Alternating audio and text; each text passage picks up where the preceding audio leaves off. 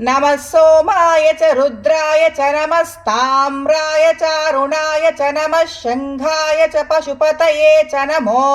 उग्राय च भीमाय च नमो अग्रे वधाय च दूरे वधाय च नमो हन्त्रे च हनीयसे च नमो वृक्षेभ्यो हरिकेशेभ्यो नमस्ताराय नमः शम्भवे च मयोभवे च नमः शिवाय च शिवतराय च नमः स्तीर्त्याय च कूल्याय च नमः पार्याय च वार्याय च नमः प्रतरणाय चोत्तरणाय च नमः आतार्याय च लाद्याय च नमः षष्प्याय च फेन्याय च नमः सिकप्त्याय च प्रवाह्याय च।